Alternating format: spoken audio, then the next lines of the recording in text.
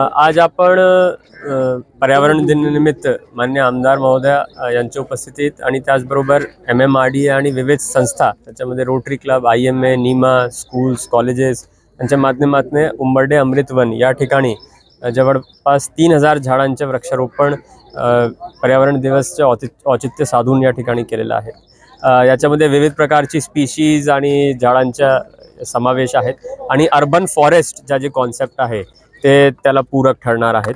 त्याचबरोबर आज पूर्ण KDMC एरियात आपण विविध ठिकाणी विविध संस्थांच्या माध्यमातून आणि पालिकाच्या वतीने आपण वृक्षारोपणच्या कार्यक्रमाची सुरुवात केलेली आहे। आता लगेच इथून आपण उंबर्डीचे जे आपला बायोवेस्ट प्लांट आहे तिथे आपण मियावाकी पद्धतीचे प्लांटेशन करतोय।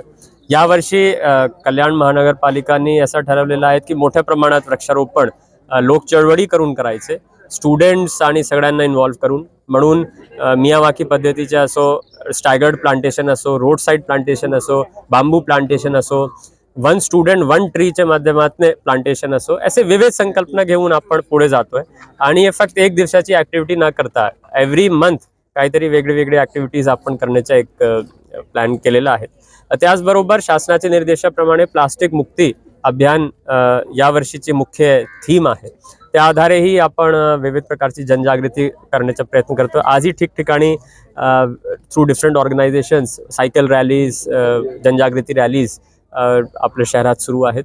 आणि नागरिकांना माझं आव्हान राहील की पर्यावरण बचाव करण्यासाठी आपला जे काही एफर्ट आहे, जे काही छोटा जरी असला तरी आपण प्रयत्न करा।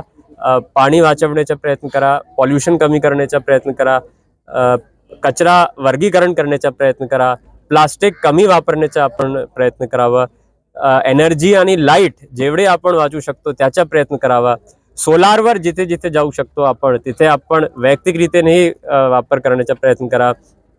जिथे आपण पायाने जाऊ शकतो, सायकलने जाऊ शकतो किंवा कार पूल करून जाऊ शकतो तिथेही आपण ऐसी ॲक्टिव्हिटीज करावा जेणेकरून फ्यूल बर्निंग आणि व्हेहिक्युलर पॉल्युशन कमी होणार। आणि आपले लहान लहान एफर्ट्समुळे आपण बोलतो की हर बूंद से घड़ा भरता है, तसेच आपले लहान एफर्ट्समुळे आपलं पूर्ण पर्यावरण संरक्षित राहील। म्हणून कल्याण डोंबिवली चे सर्व नागरिकांना माझा आयुक्त म्हणून आव्हान राहील आणि परत सर्वांना शुभेच्छा।